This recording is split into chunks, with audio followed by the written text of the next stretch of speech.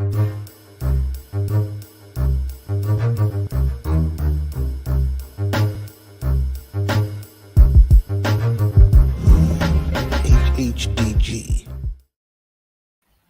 Peace, HHDG.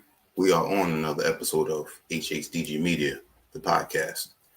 Big shout out to our HHDG Media Inc. crew making this possible week in, week out, month after month, year after year. That's our fam, our company. Rock Vader KB, Skelly Top, the Mayor, T. Smith, and myself, Wiki. Shout out to our Facebook group, HHDG, Hip Hop Discussion Group, tuning in. And shout out to everyone tuning in right now through our YouTube channel. If you want to go check out latest music that we put up, future events, as well as our merch, you can go check out our website, which you can see at the bottom banner, hhdgmedia.com. Tonight, I welcome two special guests that I love their chemistry. You know, they definitely have a history of putting dope music out as a unit, individually, and just repping Cali and all of hip hop. The history speaks for itself, and I love, you know, the raw energy that the two of these bring together, the MC and producer. We got Cochise and the Architect. Those names, if you by now you definitely know those two names, and like I said, it's just a raw organic sound that I hear from the two of them, and knowing where the Architect came from in the early 90s for me, starting to listen to him till now, it's you know, it's dope to know a producer that continues to keep me looking for more of his music. Every time I see his name, I'm eager to hear what else he's got out there. And the same thing comes with Cochise. You know, through the Architect is how I discovered a lot of his music, and just a wealth of wisdom put behind the music, and I truly appreciate that. And we definitely would like to dig a little deep with the long-awaited album that dropped a few weeks ago, Cochise and Friends, Volume 1. Architect just, you know, does his thing. And I really appreciate the ability for, it doesn't matter the age, you know, we need to stop putting an age limit on our music. These two right here can continue to put out dope music the way they've been doing well past 2022. They have vast discography of joints, like the Tender Trio joint with the inclusion of Birdland on there. Another dope project y'all need to check out. Architect continues to do other work as well on the side, like working with A+, Opio, Fanatic. I mean, these are just a few names. I mean, there's plenty more that we could talk about. But for tonight, we definitely want to dig deep into Cochise and Architect. So I'd like to introduce the two of them right now. Peace, Cochise. Yo, peace. How you doing? Doing good. Blessed to be here, man. Appreciate you, man, for real. Definitely looking forward to this, and I appreciate you taking the time. And also, the Architect. Yo, peace. Great to be here, man. The magician. Facts. Definitely. Yeah, man. Great to be here, man. Definitely great to be here, man. Much appreciated, fam. Yeah, I definitely appreciate this. Before I even just talk about the two of you individually, tell us how the two of you, you know, came up. and started working together. Man, that's crazy. As a matter of fact, I emailed this motherfucker randomly. You know, I remember I was doing a show in San Jose, and the homie Butch Swim had plugged this show in San Jose. This was years ago, and this is kind of when I first even started going out with the beats and stuff like that. And Cochise was at that show. We had kind of ran across each other, but never really, but formally met at that show, exchanged numbers. I remember Dave Dub was there. My homie Ro was there. You know what I mean? I remember that. And then kind of after that, I don't even know. Next thing I know, we was recording that actually at my actual crib. Right. Yeah, I remember that. Like, you know, saying Barry Bones was there and everything too. Exactly. Yeah, I remember we was recording in San Jose at that one joint at by all means necessary, some downtown San Jose. We ended up linking there, and then, you know, that's when Perseverance came through, and everybody, you know, Jesse, Medina came through, everybody. And I was just picking through beats. We didn't even record a joint. We just went through beats, and it's like, yo, that's yours. Nah, for real. That's dope. So y'all just clicked like that.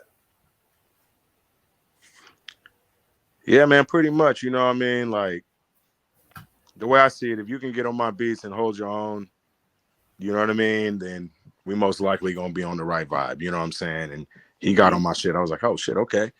And like I said, the next thing I remember after that session was basically he came up to my crib and we was like just rocked out for the weekend. I think that was one of the first albums. I think that might have been the Tender Trio, because I think I might have even had all the verses from Birdland, and then he just came to the crib and did his verses, because Birdland's in the Queens right now. So that might have been how that was done, if I'm not mistaken, or one or the other. I think we did either Geometric or that one. One of the two. Yeah. We did like 2 or 3 joints for the Sacred Geometry joint, and then we did all the Tender Trio joints that weekend, actually. I mean, that's kind of how we work. We just black out.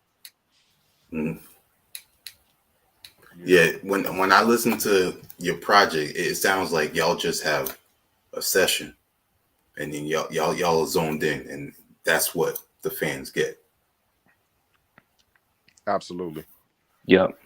You know what I'm saying? Usually I just black out and I write my rhymes. Most of the time, I'll come through with like a lot of written rhymes, and then a lot of times we have just extra time on our hands, and I'll just sit there and write, and that's just what happens. Because I got my own studio in Oakland, so it's not really a studio I per se rent out like that. So it's kind of just my project lab. So, you know, we would just be in there. I might make the beat on the spot. Everything might just happen the whole session. Like you said, we might just literally do it all right then. Gotcha. When did you start messing with the SP1200? Man, you know what's crazy is that, so I had an SP1200, SP12 back in the day, and in the 90s, I sold that to Peanut Butter Wolf. And then after that, I was morely working on the EPS, and then I switched over to the 2000, the MPC 2000. But most of the records you hear from you know, I have so many different pieces of equipment that, like, the stuff with SP1200 you've heard recently, that's just because we got OPO's SP1200 fixed. And I just made some beats on it because, you know, we got it fixed. Like, you know what I mean? We were doing a documentary about it. I felt like it's a really important piece of history, his particular one from hieroglyphics or whatever. So, you know, whatever. So I got that joint fixed, and I just rocked out on that for that particular moment. But, you know, I have Machine, I use that, but then, you know, I got bored of that. So I'm on the MPC one. You know, I use pocket operators, really, you know, Volca samples. I mean, I use so many different types of things and accumulate a lot of music. So you never really know what time that music was even made necessarily. Especially beats that are picked, you know what I mean? So it's like I could have made that shit like 20 years ago, literally. So fresh. Yeah. So yeah. So, and actually right now I'm on some 808 shit. I just caught the 808. So I'm like freaking it with samples, trying to revive some of the old way things were done. You know what I mean? But you know, I got the 404s and shit like that. So my whole thing is just, you know, use all kinds of instruments. I look at samplers and stuff like instruments. So, That's what it is. Yeah. Yeah. It's just an extension of your talents. Exactly. And my ideas, is how the idea is going to be expressed. And, now the older machines, I use those because being in a box makes you have to do certain things. You see what I'm saying? It's always good, to have as much features or whatever, sample time for the 50 hours or whatever. But then what's going to happen when you have 10 seconds? Can you still get your shit off in 10 seconds? Or do you need 10 hours to sample something? You know what I mean? And if and I got shit long samples, but then I could still get it off in 10 seconds, 5 seconds. You know what I mean? Or no sample at all if necessary. I play the instruments if I have to. So, it's about getting the idea out. Yep. And back, I would probably say, probably the 80s and that whole decade, when it came to sampling, that was a challenge. This is what you had. Now with technology, it's almost endless amount of time sampling, and your skills were being challenged at the same time, and your creativity was being challenged. And exactly, look at all the music that came from that time with a short amount of sampling time. Exactly, which brought all kinds of textures and great ideas. Because, like I said, those limitations sometimes push you to, you got to figure out how you're going to do it. So, and I'm not knocking technology. I'm just saying that, that's some of the part of why, like you said, we love them songs so much, because they really had to take a lot of time and energy to get that shit done. And sometimes I push myself and go backwards just to go forward,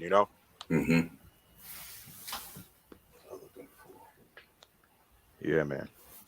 Sorry, I was looking for my my Dilla Time book that I read, because there's a certain portions in there where it was talking about what Jay Dilla was doing with that short amount of sample time with certain equipment that he had, and just shocking people. Exactly. Now he was murdering that, killing it. You know what I'm saying? Straight up. Fact. Slowing records down, speeding them up. You know what I'm trying to say? Needle dropping when, like where the needle just falls sometimes, and then that's how you catch the loop. I mean, it's just a vibe. I mean, I was doing this as a kid, so I don't really ever am technical. I'm technical in a way, but now I'm not really thinking about it like that. I still approach this as a kid. In the memory, in the vibe of free spirited art. I'm never trying to make no hit. I'm just making what I enjoy, And I've been blessed to have a vehicle to be able to have people hear it sometimes. You just made a good point right there. And I love that. You said you still approach it as a child, because, and they say this a lot. If you just sit with a child and just listen to them talk, or just see how they create things, it's almost endless. And it's like when we get to a certain age, we have this mentality of, we got to work, we got to do certain things to take care of our families. So our way of thinking has already changed, where a child is like, whatever. And I love that you made that point.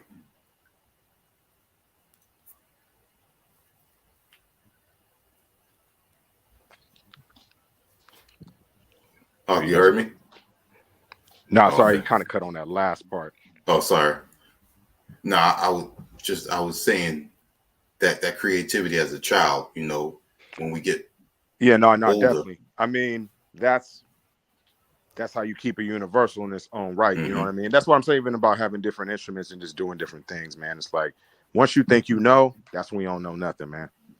You know what I mean? So it's like, and, and like Cochise will be, he'll see me go through it, like, being an artist who's done this a long time, like tripping on a mix or something like that. Like, I'd be like, man, I'm good. I ain't tripping on the mix now. Like, it's cool, whatever.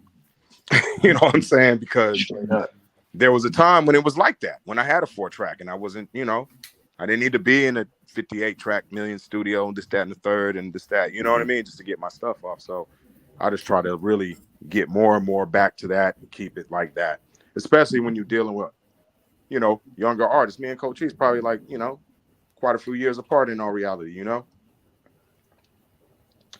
So, you know, I got to keep it fresh. Gotcha. True. In order to work with, you know, guys who are coming in now. You know what I'm saying? I got to be able to keep my shit fresh, you know? Mm-hmm. Now, Cochise, to stick with that, when it comes to MCing, how do you keep it fun? Well, you know, like I like to come at it like in different ways. Like, you know, I'll come into the studio with a couple written rhymes, and then I'll ask Architect, like, you know, I heard this other beat, and I never had a chance to actually really sit down to it, and he'll watch me flip a couple rhymes to it right then and there, and then we'll just have fun with it, you know, see if it goes, it goes, if it doesn't, it doesn't, and then we'll just keep it moving. Like, you know, we've got a lot of unreleased tracks that probably no one will ever hear, just for the simple fact that we're just having fun with it most of the time. Dope. Mm-hmm. And like a lot of times it's like, you know, we'll sit down and be like, yo, I got a whole vision, and we'll execute it together. Other times we just actually come in and just have me rap, and he'll just make a beat or something. You know what I mean? Like, nothing serious. Sometimes we won't even make music. Sometimes we just hang the fuck out. Yeah. Exactly. Mm-hmm.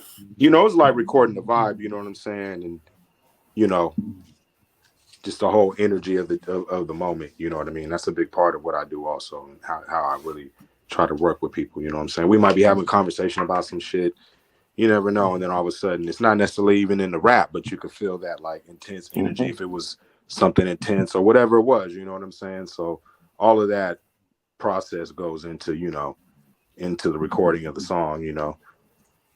Exactly. You never know what's going to happen. Sometimes, like, you might just catch me and Architect watching RoboCop type shit. You know what I'm saying?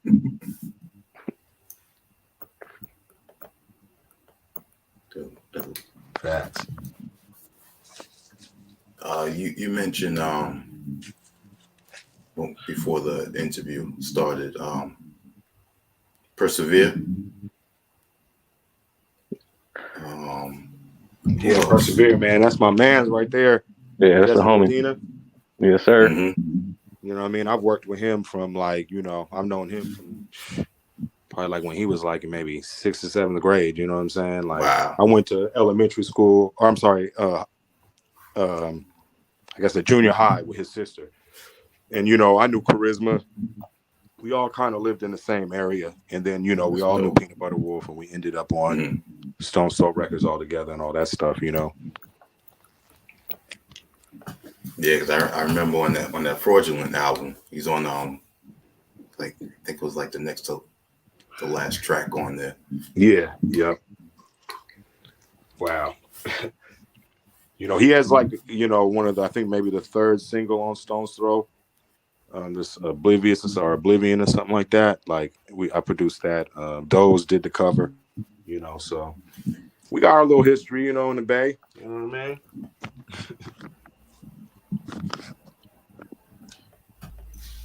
And how did you link up with Encore back then? Because that's another dope MC right there that you said who's that? A lot of Encore.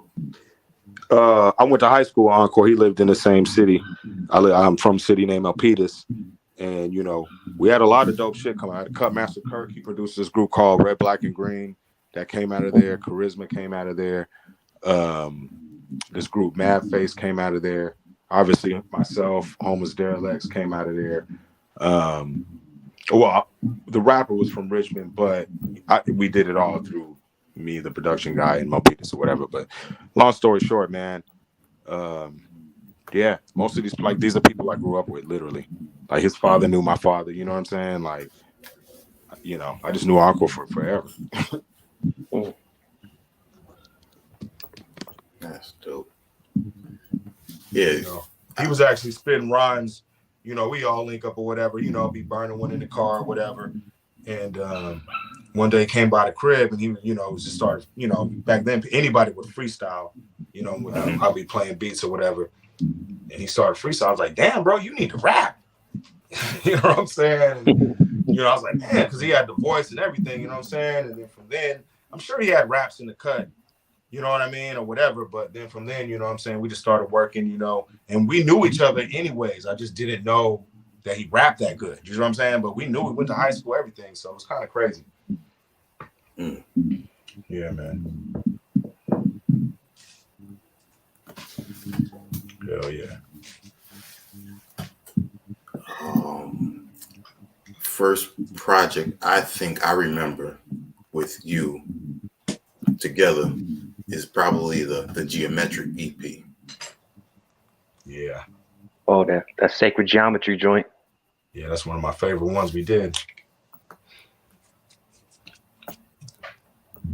That was the one we recorded up at the crib, you know what I'm saying? That had a lot of 404 beats on it too. You know what I'm saying? That particular one had a lot of 404 beats on it. Yeah, that was like one of my very first that was actually probably my first project that I actually ever released, actually. I had a lot of loose joints and everything, but that was the very first one that I ever put out.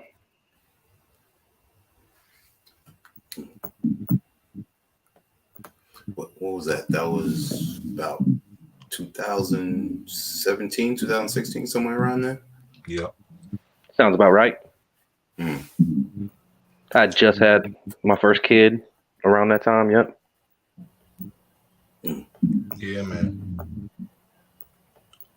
No, I didn't even really know what to expect because I hadn't really heard him rap a lot either at that point. I just knew he was going to be dope. So when he came through and we did them songs, I was like, oh, shit. You know what I mean? There's a lot of one takers and, you know, right on the spot music. You know what I mean? And he was at my actual crib because I hadn't moved my studio out of my house at this moment. He was at the crib. So, you know what I'm saying? So he actually came by the house and I was kind of just, you know, looking for some people who could bust over the beats in a particular way at that moment, you know. Just got on the 404, you know what I mean? I was on my, you know, experimenting and whatnot. Right. So, you know, the sound was changing at that moment, you know what I'm saying? 2017, the sound was kind of like, you know, everybody was on some getting rid of their drums and all this kind of stuff, which was, you know, was what it was for me because I had already been through that chamber. Not, you know, without choice, just because you would run out of sample time. Sometimes it would be like drums or no drums. I need these 3 seconds. You know what I'm saying? A millisecond to get this loop to loop. So, you know, for me, it wasn't a big deal. So it's kind of cool when it went that route for a quick second. And, you know, Cochise.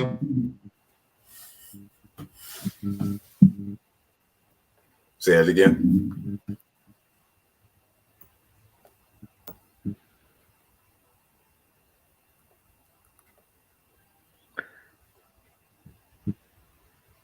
Kind of cutting out a little bit.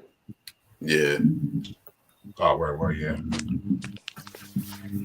No, but I was saying when Cochise, you know, he got that crazy voice, so it was like that shit was just piercing through them joints, like piercing through the beats, hella crazy. So, you know, that's one thing I like about most, you know, like Guru said, it's the voice. Like for me, like you got to have a dope voice because everybody can pretty much, if you had to, rap on the beat. You know what I mean? Or you know what I mean? But when you got an ill voice to go with ill patterns, that just takes it to the next phase for me.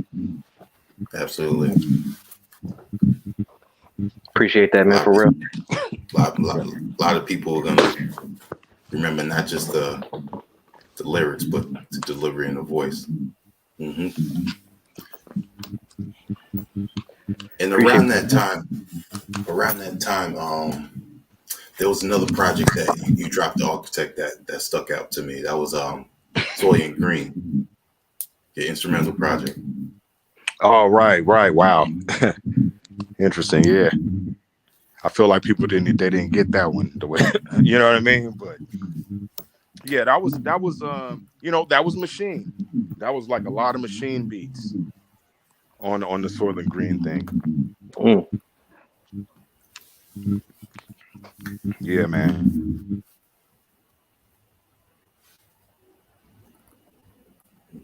I still don't think enough people are familiar with that movie.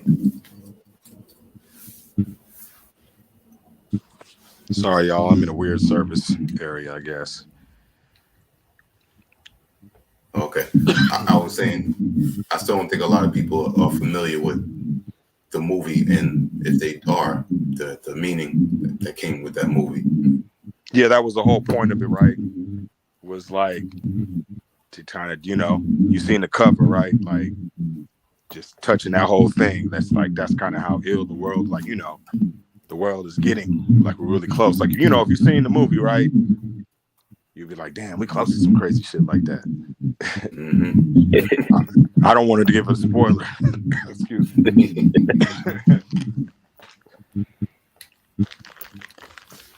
Yeah, it's funny. There's a recent, it's like a horror comedy type of movie that recently came out. I think it was this year, called American Carnage, and it has a similar subject matter to that, but it doesn't have that same meaning and feel like Wayne Green did. Yeah, right. Yo, you mix that shit up with some. Oh man, I don't want to say that, but yeah. I'm gonna take my 10-4 Koofy off, man. Let me leave it alone, man. Nah, go ahead. No, man. Yeah, no, that's an ill movie, man. That's all I can say. It's definitely,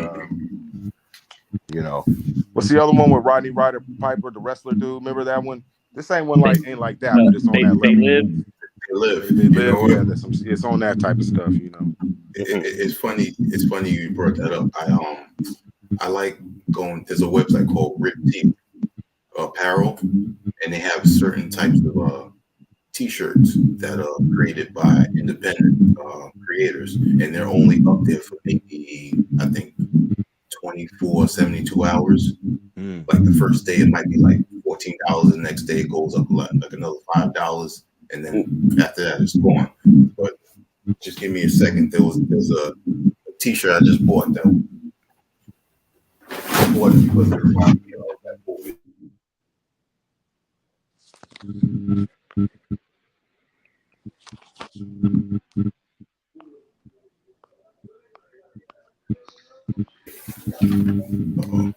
All right, there you go. See that? Wow. Oh, that's dope. Wow. That's crazy. That's fire right there, though. I like that one. And it's funny too because I'm actually wearing. Yeah, no. Oh shit. Yeah, man.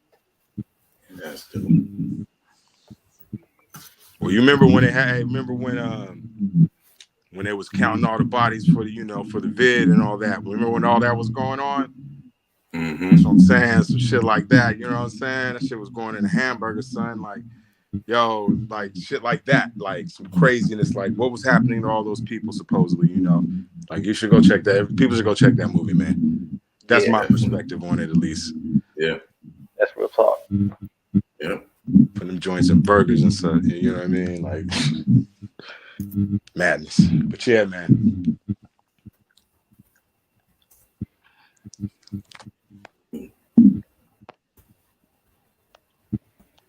Now, there was a project you did under your alias, and so did Planet Asia. And at the time that I first heard this, I think I downloaded it.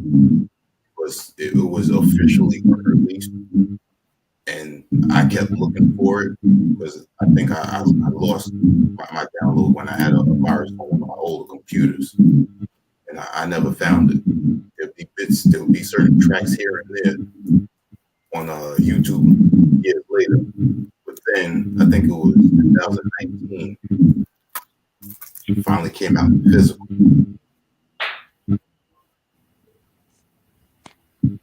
Oh, right. That King Medallion versus Archangel joint. But see, that's such a limited release right there. That's not. I would like that CD is very limited. I think it was overseas. Somebody like overseas did it real quick. You know what I mean? Yeah. Like that record for some reason never really had like a machine behind it or anything like that. But yeah, man. I think it's one of my favorite records. I love that joint. People slept on that, but It's nothing. But yeah, so I mean, what you think about it? You know what I'm saying?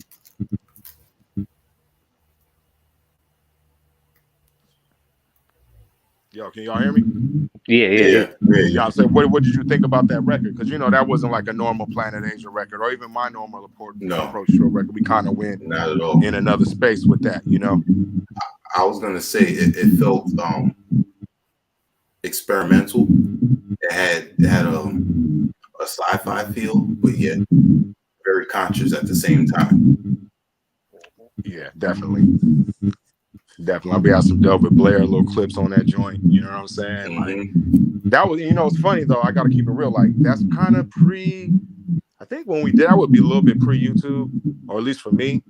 And so, like them joints, them little clips is coming off real tapes from really going to lectures and really stuff like that was going on at that time. You know what I'm saying? So it wasn't like those like clips of those different things came from the computer per se. It's like I think Asia really had that tape.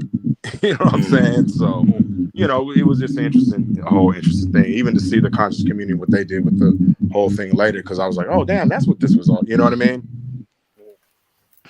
So very, very interesting record.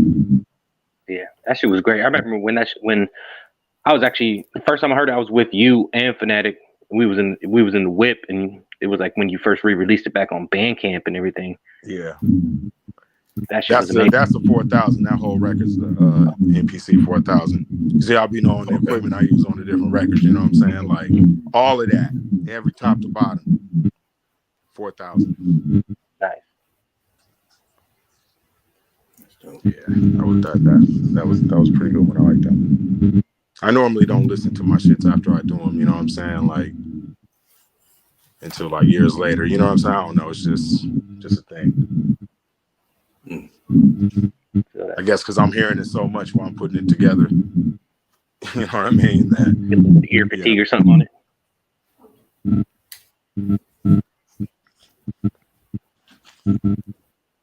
Yeah, man. So what's one of this new Cochise joint though, man? I was really amazed that he pulled all these features together, because a lot of those MCs I didn't necessarily know, you know what I mean, their backgrounds, you know what I'm saying? And he'd be like, nah, you gotta peep this dude, man. Like this dude is ill. And I'm like, okay. And then I get the verse back and the dude would be straight crazy. Like Mickey Diamonds, like I didn't even know who that was, but Juice to work with this dude, man. Even Left Lane and them, man. Like he put me up on All Hell YT and Left Lane and them dudes, man. Them dudes are amazing. Jay Nice, yep. Delaware. Yep. You know what I mean? That's what I really enjoyed about doing this record, because I never worked with nobody from Killer Army, so that was really raw to be able to, do the joint with Dom. You know what I'm saying? Like that was crazy. Yes, sir. You know what I'm saying? Cochise got his ear out there. Not even that, I just be politic and shit too, you know what I'm saying? Like I be talking to all these rappers and everything too as well. I really had to like build a relationship with them first before I even work with them, you know what I mean? Right. It just made sense to me in the long run, because it's like, I'm an up and coming artist, so it's like literally I'm working with people, OGs, and also with like up and coming other artists and too, because I feel like I had something to prove on this one. You know what I mean? I had to prove to everybody that I could actually hang with all these other rappers and shit too. No doubt. Mm-hmm. I don't even think. I think you're humbling yourself by saying hanging with them. I understand that. A lot of people are still not familiar with Cochise like that, but putting it's smart to put some of these artists on the same track with you, and let people know I'm just as nice as these artists. Django 4-Lane, Daniel's son. Right. I mean, exactly. Yeah. And it's like adding on. You know what I'm saying? It's like we all got to add on to the lane if we want it to be there. If we want this energy to stay out there and everybody, you know, eat off it. We got to spread the money around. You know, we got to work with each other. You know, and you know, push the envelope to to keep this hip hop shit out here like this. You know what I mean? So that's another thing I really enjoyed about working on this record with Cochise, just because he reached out to so many different people. And now we all exchanging fan base to whatever degree. People finding about other stuff. Some pop offs, dudes come out our way, do shows. We link, do stuff out other people's way, whatever it may be. You know what I'm saying? But politicking and linking up is what it is. Yeah, that's the beauty of it. Yeah, because like in the long run, making this album and everything, I've actually made more friends than actual artists that I work with. You know what I mean? Now I can actually talk to these people on a regular basis and everything too. That was the whole point. That's why it's called Cochise and Friends. You know what I mean?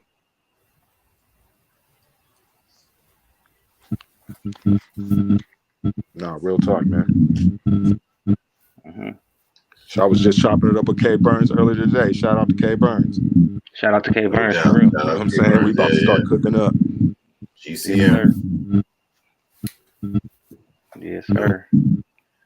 So when it came with creating Cochise and Friends, when it came to each track, tell us how your approach was for each track. Did you already have verses laid out, and then you reached out and saw that I'm going to have this particular artist on the track? Well, sometimes I had a vision and I would talk to Architect about it. Sometimes I would already just be like, yo, we're going to do this. I would lay my verse down and send it to some people send it out to some other people. And sometimes I'd be like, yo, I really want to get X dude on it, and then just get him on it and then lay my verse after. You know what I mean? It just really depended on the vibe and everything, depending on like who and exactly I wanted to actually be on the track. Most of the time it was my verse was already laid down, or like, we would trust some other people just to lay it down first and then have them come in. Usually, like, you could tell by like on the track, like exactly who laid the first verse down because they'd be first type thing. But it's like when it came down to that, I would really just trust people, because it's like, especially with the Mickey Diamond joint, like I already knew he was gonna do his thing, so I was like, yeah, just let him do his thing, and then I'll come in later. You know what I mean? Because sometimes I wanted to just operate off them. Sometimes I wanted them to operate off me. It just depended. You know what I mean? It just really was just raw chemistry that was happening, not just thinking about the music. You know what I mean? Mm-hmm. That goes back to what you were saying before. You made friends, and this wasn't just a business transaction. Nope. Not at all. We'd be talking about it for sometimes weeks at end. Like Architect knows that sometimes it took fucking a long time for just one song to happen. But hey, that was the process, and I trusted in it because in the long run, I knew that it was gonna happen regardless. Yeah, because the artists weren't all in the studio with us. Me and him would be in the studio, but they wasn't necessarily there. So, there was songs where like, you got to get a guy's time to, get around to getting the song done. So, it wasn't like every song got done that night. Like the feature was right there at that moment. So that part of it did take time, Definitely.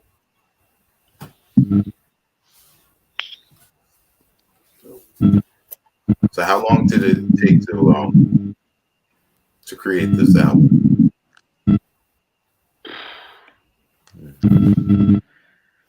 Quite a while, actually. Yeah. I was like quite a while, around a year or something like that, maybe a little bit longer. Just because, life happened. I went through a breakup with my wife and everything multiple times. I was going through that.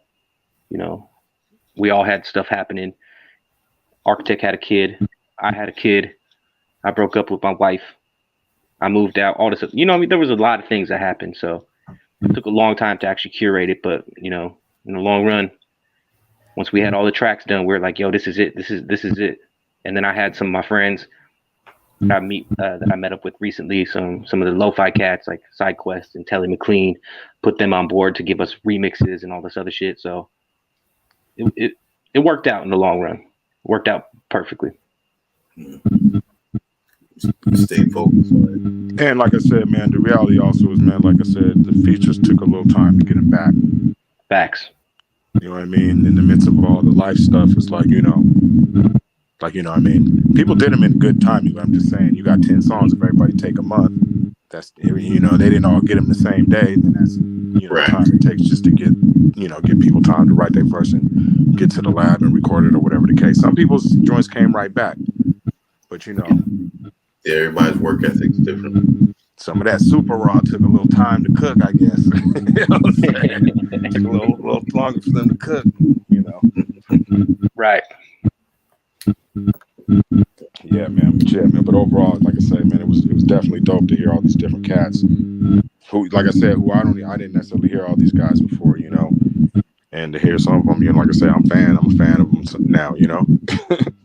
Yeah. Gotcha. And the same way that Cochise has that ear for knowing dope MCs, you, the architect, as well, I give you your props too for doing the same. Because I've noticed throughout the years, there's certain young artists that you reached out to that caught your ear, not just your ear, but how they market themselves. And one of those that you worked with was God for Him. Oh, absolutely. Definitely another one of the greats. Definitely. You know what I'm saying? I mean, you know, especially at that time, I was, you know, that was another, to me, like almost like another golden era time, I guess. I was running across like MCs like Cochise, Fahim, you know, Mark when them was out there, you know what I'm saying? Obviously, West Side Gun and all those guys were doing the super big thing, but still it was like I was hearing a lot of, you know, Daniel Sons and just all these different rappers. You know what I'm saying? It was me, you know, and I was like, okay, we still cooking out here, you know what I'm saying? Like, so, you know, I reached out to, you know, different rappers, you know, Kung Fu, just different guys, you know, that, you know, by happenstance just ended up linking up with, you know what I mean? And, yeah, man, I mean, like I said, man, I don't really look at it like some kind of way, like I'm this, you know, out of touch old person or something, man. I'm a musician, man. Like, I'm a magician. You know what I'm saying? Like, you know, it's nothing. It's like, you know what I mean? Like, I already sampled everything anyways. You know what I'm saying? So most of it, like I said, man, people don't be knowing, man. Like, I might turn something on from literally 20 years ago, man. And dudes will be rapping on it now. I know. You know what I'm saying? But it's like literally, and I'm still cooking all the time, still making beats. I mean, I'm just a musician. I'm a magician. You know, I do this. So my lifestyle is making music. Like, you know what I mean? Mm-hmm. So it's like, you know, past making records, like I just make music. That's what I do. I get up in the morning, you know, I tinker around my shit, you know, dig up records, just the shit I've been doing for the last, you know, 40 years of my life, basically, you know, so that's why it's easy. It doesn't really matter, like, to me, of a era, age, none of that, because I'm a musician. I could get with some rock motherfuckers and get busy if I got to, you know what I mean? However, you know, especially digging in records, because that means I've been listening to all kinds of music, you know what I'm saying, from all over the world my whole life. You know? Real. Yeah, you earlier this year, you worked with Doc P, who's also down with K Burns' Team Fame gang, and you did that More Like track.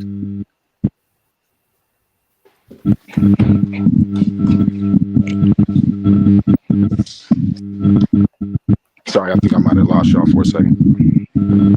Okay. But yeah, well, yeah, I don't know if y'all heard me or whatever, but I was just saying, you know, so, man, linking up with Fahim was great, though, man, because like I said, I was just like, yo, I just want to be part of that man's story. He gonna be, you know, you gotta think these dudes got years ahead of him. Cochise got years ahead of him, so I'm just like, you know, let me be part of the story. Let me add my experience, whatever I can do to help. And that's kind of my approach with working with so-called younger artists or whatever you want to call it, you know. Yeah, that's dope. You know, that's respectful right there.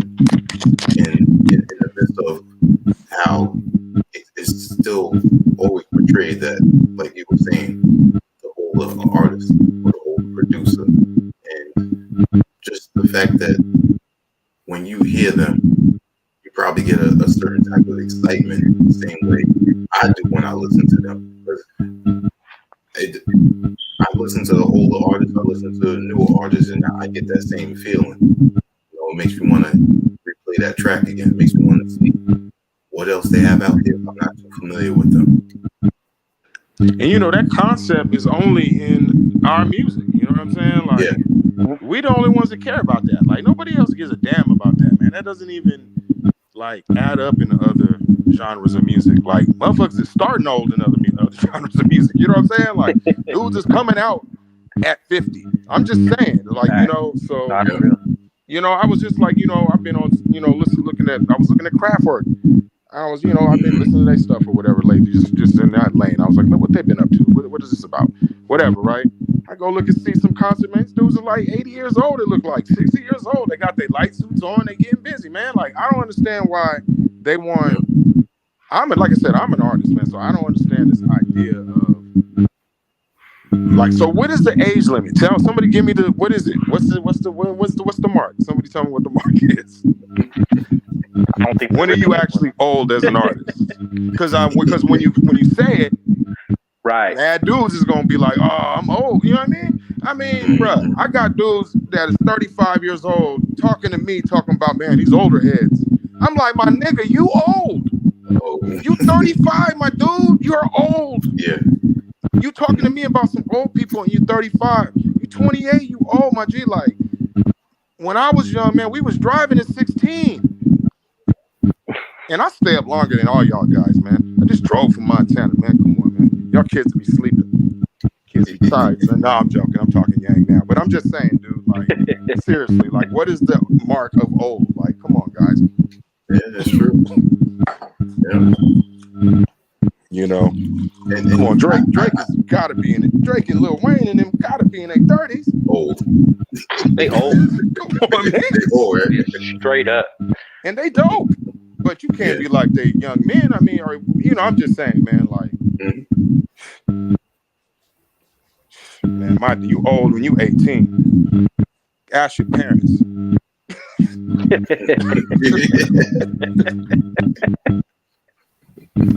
Get out my house. You know what I'm saying? Why, mom? Because your ass is old, man. Yeah. You need to be getting a job and figuring out what you're going to do with your life, man. Straight up. You're a grown man at that point. Yeah. Ask the military. Let a war happen. We'll see who's old then. Yeah.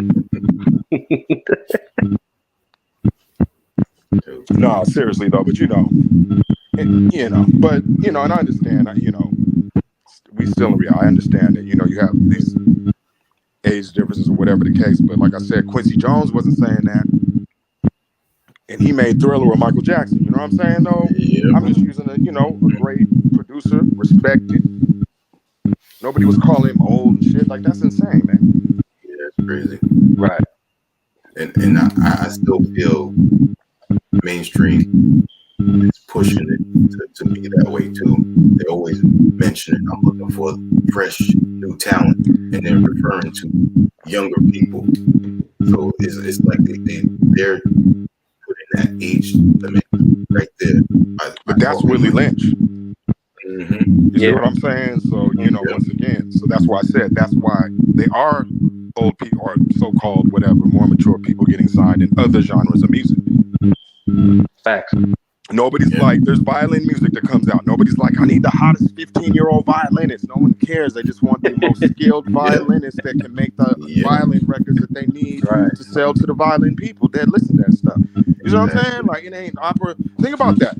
Like, you know, all the different types of, you know, music out there that people have. They're not. Sorry, guys. 1 second.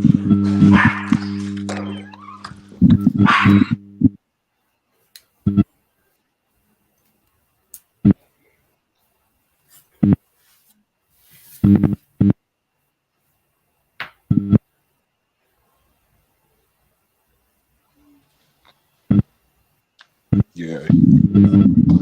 I really look at it as skill level, though. I don't look at it in the age thing. It's like, is your skill level high enough to even work with you anyways? You know what I'm saying? Which is something completely left out. I was making a comment about a week ago with what Nas and Hit Boy are doing with 1, 2, 3, 4 albums now. And I was saying he could be 10, 20, 30 years from now performing any of his music. And I feel that with King's Disease, he helped bridge a gap with some of the younger listeners.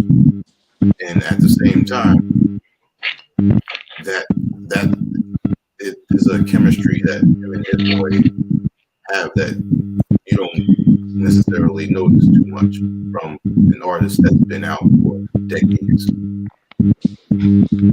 I agree. I definitely think King's Disease was definitely something that helped bridge the gap between those some of those ideas, you know, and concepts. They were good records too. Mm-hmm. I feel like, you know, I like that. I like now he addressed all, you know, some of the stuff that, you know, we would say as his fans or whatever. Like, you know, he was getting busy on there, man. And it's a lot of records. Like, it's, you know, my thing is output, man. Something's better than nothing, right? Right. Yeah. You know, I think some of the, hey, man, I just think something's better than nothing, man. It's better to hear Nas getting busy doing something. He's just going to get sharper as he has than to hear him doing nothing. However you figure it out, however anybody figure it out, you know.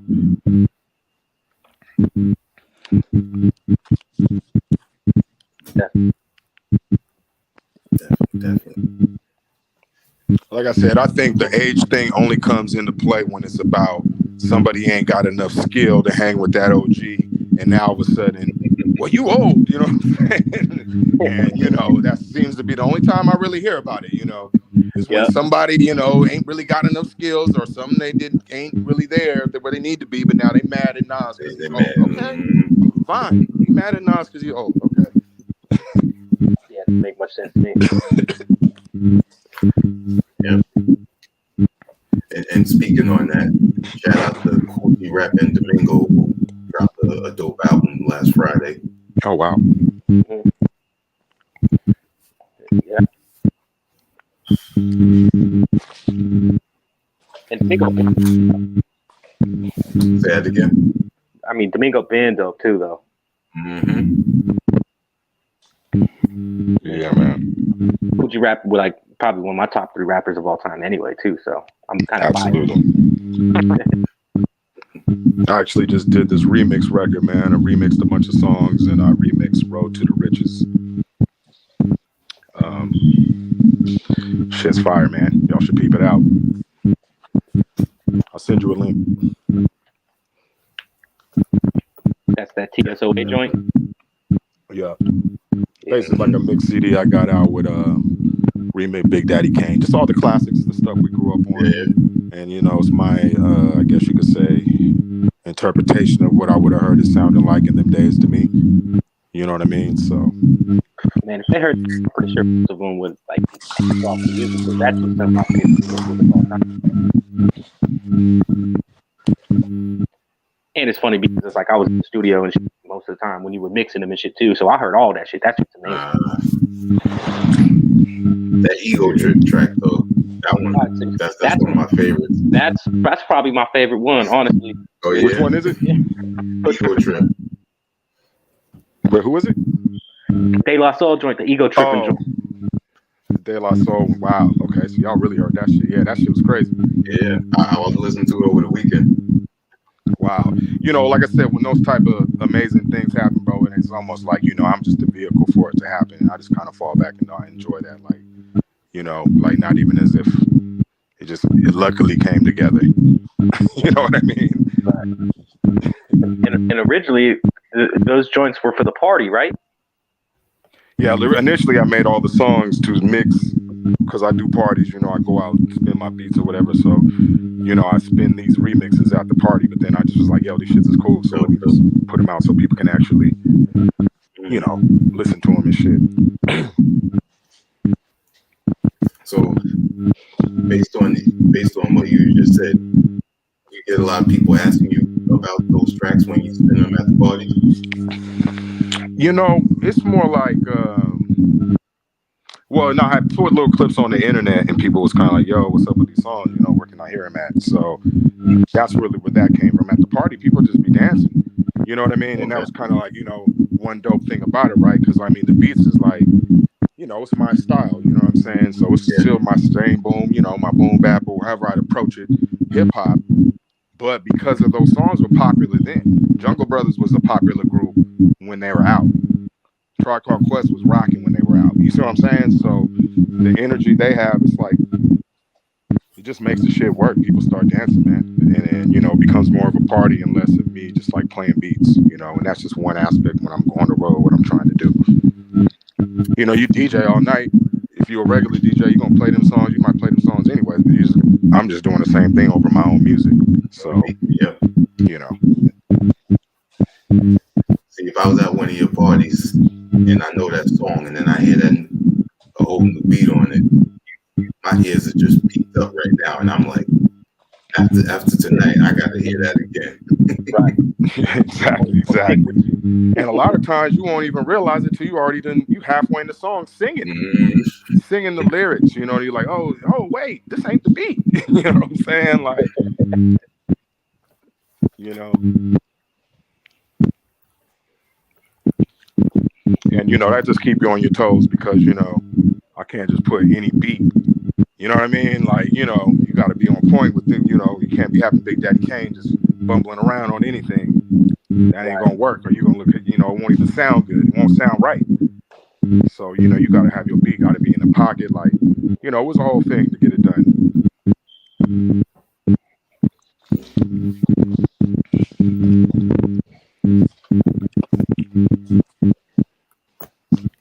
Let's talk about the crown jewel projects that y'all got with Fanatic. Man, I can't tell you how many times when you drop one of these, I just had them joints on repeat, just zoning in. Don't matter what time of the day it is, don't matter my mood. That joint's on repeat. Yeah, man. Those are fresh.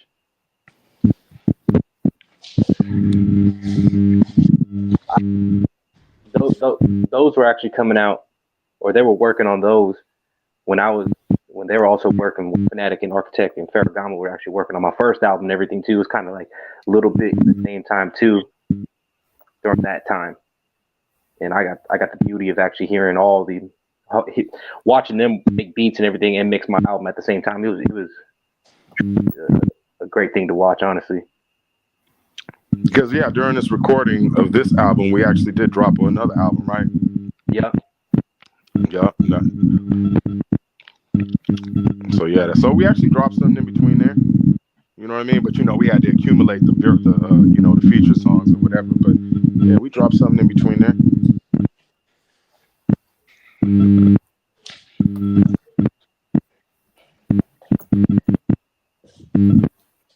What about around this time were you also creating tracks for the Waterhouse album?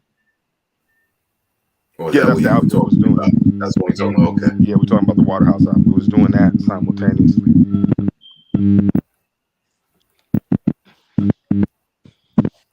And you was doing something where we had another album you was doing with Cold Shoulder. Yeah, the Cold Shoulder joint with Fanatic. Yeah, it's kind of crazy because we were also at the same time. I was also doing those records with A+. Yep. So like we was just basically having my studio just blacked out for like basically like locking it in. Yeah, just locked in. It was like, you know, Plea would be there at least 2-3 times a week, if not more. You know, Cochise would be through, other rappers were coming through and was just in there, you know, burning the house down, you know what I mean? Just making the beats on the spot, cooking for like a year. You know what I'm saying? Because all those A+ records was really done in one period of time. It wasn't like done over a long period of time. We did them all in like that same year. Just like as we finished them, we just drop them and then do another. There it is. There's that free dope right there. That free dope, right? Yeah. Fun time right there.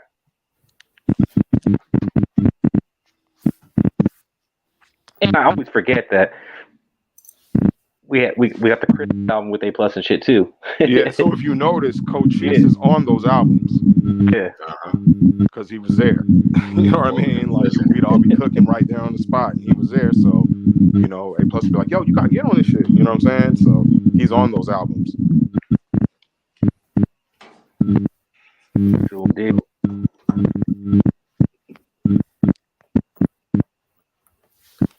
Two people that you mentioned earlier, Cochise, and they got remixed on the album. Oh yeah. Telling me Side Quest. Those are my boys right there. Yeah, Telling McLean is weird how me and his relationship actually started because I just moved to East Palo Alto and he was here and he was like popping through Twitch and through the Flip a Beat Club and DiBiase and all them cats. And then randomly he saw that I was in East Palo Alto and I saw that he was in East Palo Alto and we just hit each other through Instagram and everything. We started kicking it. And I seen how we got down, and I was like, yo, man, this dude's really getting down on the 404 with Ableton and all this other shit. So I was like, man, like, it's only right that I get you back on here. Like, if you fuck with DiBiase, Mons Rock, and all the Flip a Beat clubs, like, it's only right. You know what I mean? Mm-hmm. And then Side Quest, his older brother actually used to be one of my managers for this project that never came out that is called Sage Music. And it was like 5 of us. We had like 75 songs recorded, but it just never came out. So it just made sense, like bringing them on with us. You know what I mean? Because I was like, man, we all both of us got history, all this other shit. So it's made a lot of sense. And Architect like heard their beats and shit, and he was like, yeah, man, I'm down with that. Like, and it looks good. And we're fucking with everybody. You know what I mean? That's dope, man. Yeah. I think Telling McLean's actually doing another podcast. He's not doing a podcast. He's doing a Twitch stream right now. He would have been here, but he's on his little Twitch stream thing right now too with the Flip a Beat Club thing. All good. Mm-hmm. No, they killed them remixes. Joints is crazy. Yeah, man. They came through with those ones. Mm-hmm. Yeah, man. No, the Flip a Beat Club, all them dudes, man, DiBiase, man, all them guys, man, it's very inspirational dudes, you know what I'm saying? They be coming through. Straight blaps. Straight up. And DiBiase, like, that's one thing people don't know, too, is like, I've been Green Llama since 2000. Since the Green Llama first started and everything. That's how me and DiBiase were cool and everything. That's how I got first in touch with the Flip the Beat Club and everything, too, because me and DiBiase known each other for damn near 22 years. Wow. Yeah, y'all all tighten it out there in that area. That's dope, man. That's really dope. And now, what about say that again? Oh, like the whole thing about me and DiBiase and everything too. The reason why he like really wanted to get down with me is because technically me and DiBiase are the only 2 people in Green Llama to actually really meet each other in real life and actually kick it. So that helped out a lot. You know what I mean?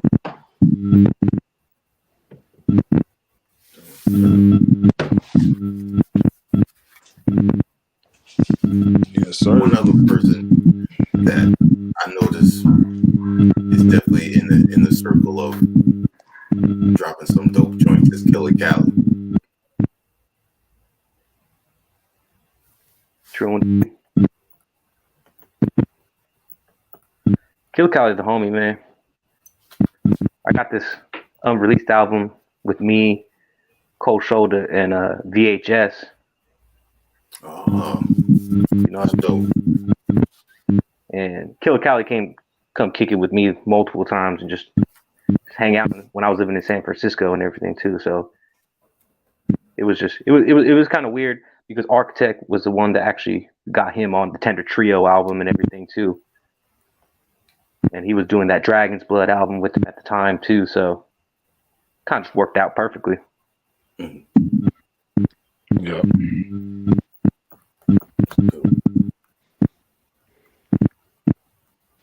Yeah, speaking of VHS, he got I think he got an EP dropping on Friday. Salute. Oh man, so, Yeah, he got heat. yeah, man, definitely.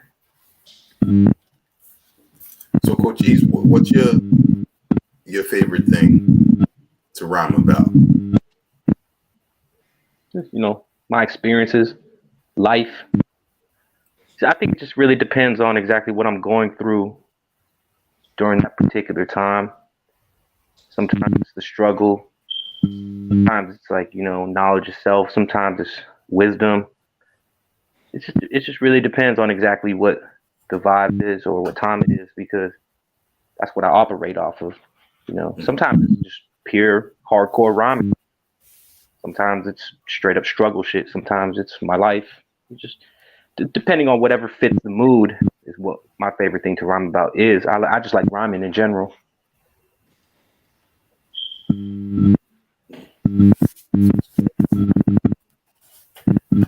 Now, when the two of y'all are just kicking it, no music at all, are there ever those times where an idea just comes to mind just from y'all just naturally building? All the time.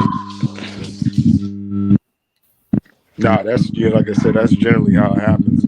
Yeah, exactly. You know what I'm saying? All the Like, time. there's times when there may have been some beats sent or picked or whatever, but like normally it's just it might just be posted up, and then he'll just be like, yo, might just catch the inspiration. Just the studio's there, so just turn the mic on and get busy.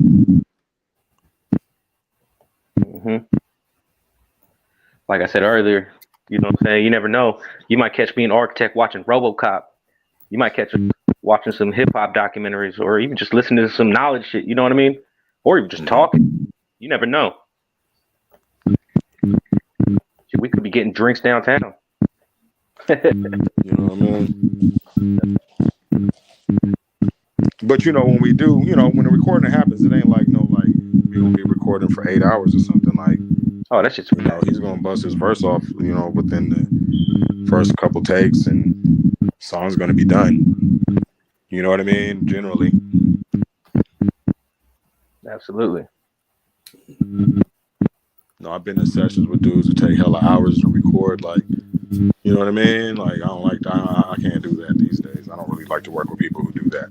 At least I won't be recording them, because my studio, I'm also the engineer, so I'm mixing these records, I'm engineering these records. I'm doing the whole nine to get these songs done. You know what I'm saying? So it's a whole thing. You know what I mean? But so I like to work with people who make my job easy. Like, I don't want to work with somebody who's going to take 100 takes, 50 million takes to record. At least I'm not going to do it. I'll have somebody come in and do it. Yeah. And architect knows it's like sometimes it's like if it do take me longer than that, I'll just be like, yo, man, this is not the time. I'll even be the one to say it. You know what I mean?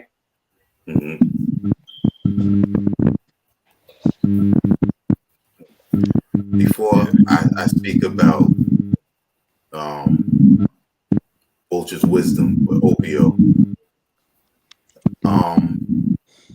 you said that it was because of OPO's SB 1200 that you started working with that. So my question is, back in the early... Well, no, all right, so wait a minute. Wait, I think we might have a little miss. So we just dropped another Vulture's Wisdom EP. Yes. And that EP was the SB 1200. Oh, okay. All right. You know what I'm saying? And that just came out in the last 2 weeks also. That kind of came out on 11/22 also. So, but we fixed the SB 1200, then used that to make this record that just came out also. So the Vulture's Wisdom, that was done on, I think that was my 4000, and I think that was a 4000 if I'm not mistaken. And that was doing, that was 4000. I played a lot of that shit out too, though. Like, where you might have thought I sampled it, but I didn't.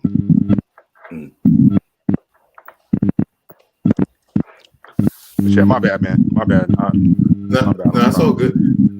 Oh, so the question I was going to say was, what equipment were you working with during homeless derelict times? You know, in the 90s. That was the EPS. And then I got one, this song, Fuck You. I don't know if you ever heard this song called Fuck You. It was on this bomb compilation thing. That was the SB1200. Not 1200, I'm sorry, the SB12, the blue one. I made that song on that. And then after that, I sold that to Peanut Butter Wolf. Because there was only 5 seconds in there. And it was like, man, it took, you know what I mean? I had a bigger vision, you know? So it was, you know, I wish I didn't do it when I look back at it, but whatever. So I sold it to him and then, you know, kind of moved over to the EPS, the Sonic EP.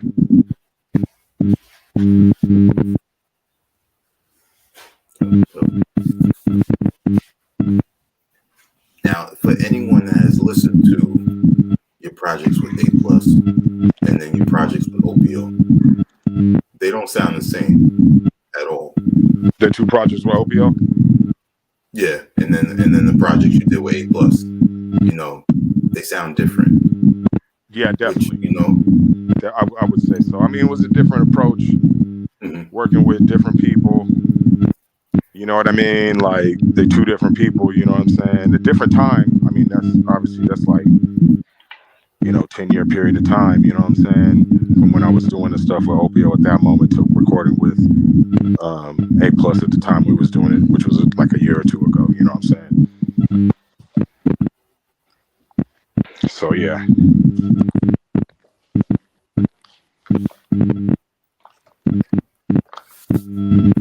Have you ever tried to work with the whole High Road crew for, you know, maybe a track or an EP? I haven't done a project with everybody like at the same time, but I do have songs.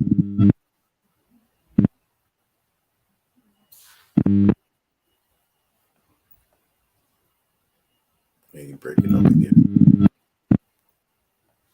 Work with other people too, you know what I'm saying? I mean, I've worked with different dudes through other dudes, you know what I mean? But I haven't like done a full High Road record or anything like that.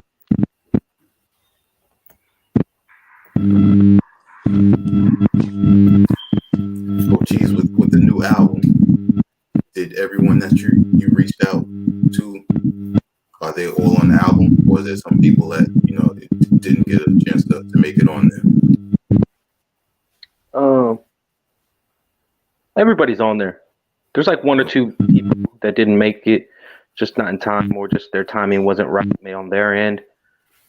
Like, you know, like Breezy Broom from Juggernauts. He was supposed to be on there, but like it just was a bad time for him. He was going through a lot. He couldn't make it on there. There's a couple other people that couldn't get on there, you know. Just everybody that was supposed to be on there is supposed to be on there though.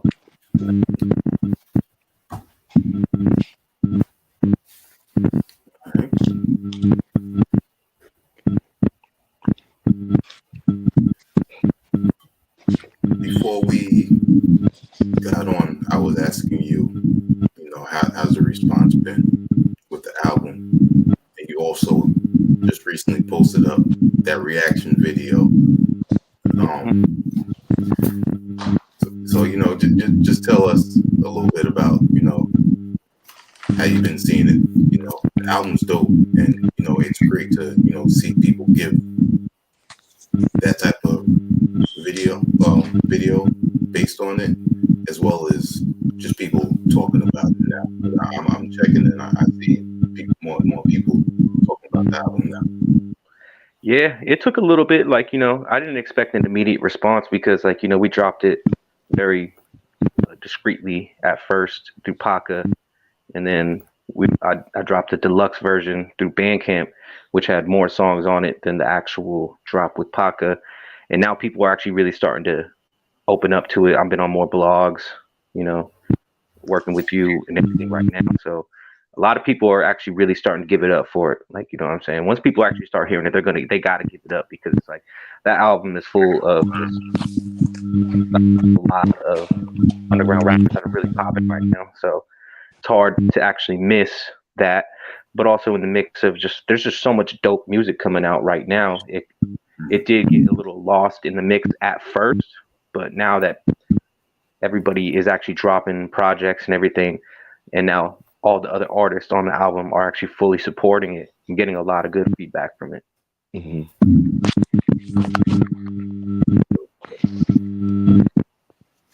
And I believe today is Pac's birthday.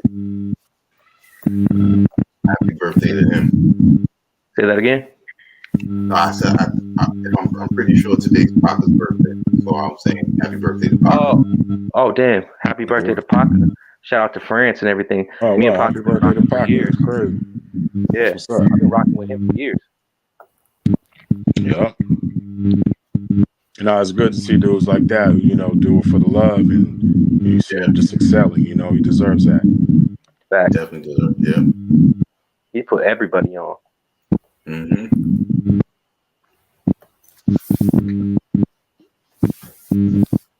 Yeah, I talk to him once in a while. Give him his props.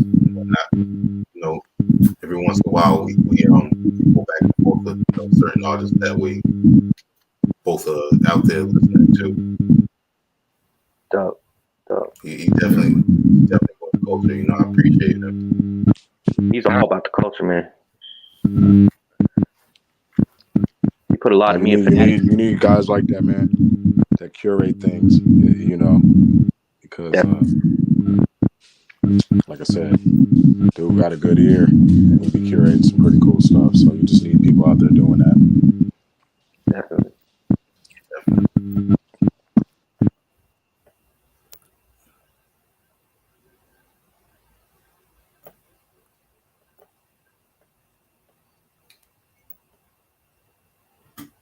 I think we lost Cochise. Let me get him back. Oh, man. Quick. I'm back. There you go. My bad about that. It's all right. You good? I'm here. Okay. So Cochise. Yeah. What insight would you give someone that's listening to you for the first time? What would you expect, them to get from this new album? Just be open to real, raw, underground boom bap hip hop, because that's exactly what I provide between me and Architect. That's the whole thing that we're trying to do. We're trying to provide to the culture something that, it's not necessarily the same thing that everybody else is doing, but I just want people to just expect some really good ass hip hop, and that's it. I think there's a joint for everybody on that album, actually. You know what I mean? There's at least one song for every type of hip hop head on there.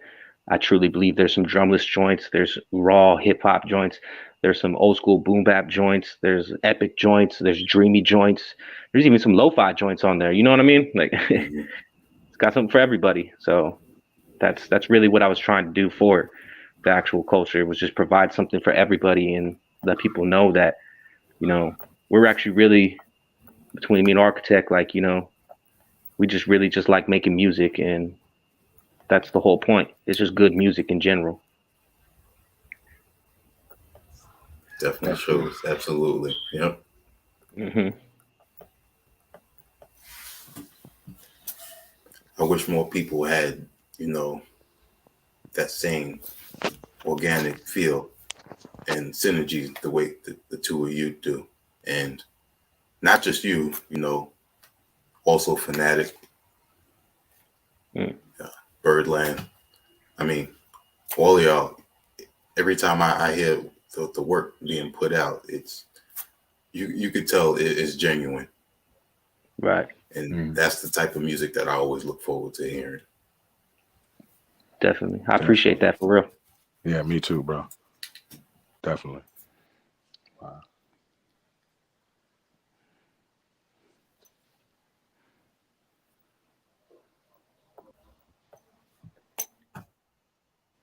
So what do y'all have in store next? Possibly a video? Hopefully, man.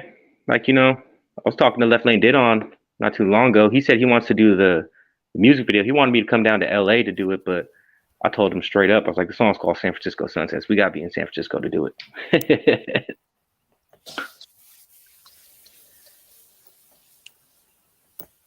And my videographer just moved down to San Diego, so hopefully we'll figure something out. You know what I mean? I know All Hell YT wanted, like, I'm supposed to go to Philadelphia pretty soon, so hopefully I'll link up with All Hell YT and Danielson out there, and we'll do a music video out there for that joint. You know what I mean? Dope. Yeah, that'd be dope. Yeah. I mean, in a perfect world, I'm gonna set it up to where Architect can be there as well too. Definitely. Yeah, I know Danielson's currently on that Rome Streets Kiss the Ring tour. I'm not sure if there's any in Cali. Yeah, he's supposed to be in LA tonight, I believe, or something. Oh, okay.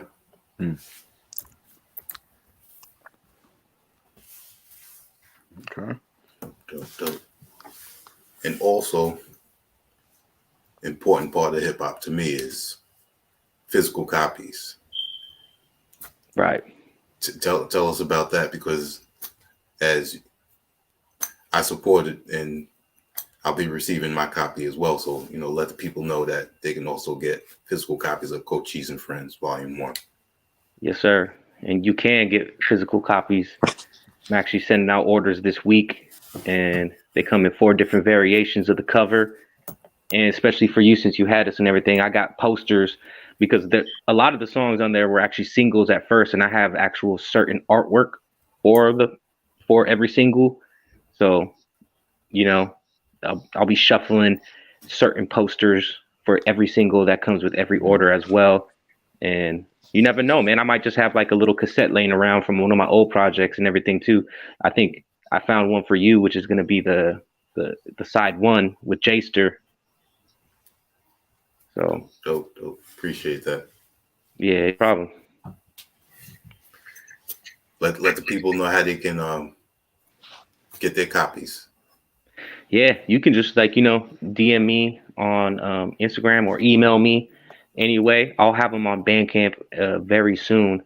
But for the moment right now, I just want to reserve copies for the exact people that are truly out there to really actually collect and receive the physical, so I can actually reserve those posters for them as well. That's what's up. Nice.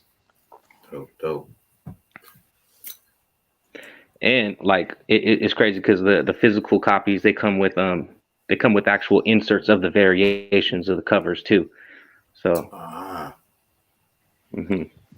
I'll be finding that out soon. Definitely. The Architect and Cochise. I appreciate y'all taking the time to speak with us. Let us know more about the new album, new project with Opio, Galaxy Touch, the new project TSOA Volume 2. And, I appreciate y'all. I continue to support y'all. Let the word be put out there, take advantage of these social medias, not get caught up in all the negativity that's out there. Y'all got the talent. Let the people know it. Continue to share it. Appreciate you, man. Appreciate you, brother. Definitely. The floor is yours. Give you shout outs and let everyone know where they can contact you. Yo, so you can hit me on Instagram, Architect HHP on Instagram, or on Twitter, Architect HHP, or on my Bandcamp, Architect HHP. Yeah, man, that's the best ways to find me. I'll be in Texas rocking from the January 29th through that weekend, and I'll probably be in your city soon. So wherever you at, keep your ears open. Peace. Or Cochise MC. You can actually get a hold of me on Instagram at Cochise MC. I'm also on Twitter at Cochise MC. Anywhere you can find me, I'll probably be there eventually at one given time. And feel free to reach out to me, DM, if you even just want to chat and just talk about music, man. That's what I do. Hell yeah, that's what's up. And I put the links in the comments for both your IG pages as well as Cochise Bandcamp for the new album, Cochise and Friends. Appreciate you, man. Yeah, thank you, bro. Definitely. And y'all always willing whenever another project comes out. Y'all want to come and chop it up again. Just let me know. Absolutely. For real, man. Thank you. I appreciate you, man. Definitely. And on behalf of our HHDG media crew, we're gonna say peace. Peace. Peace.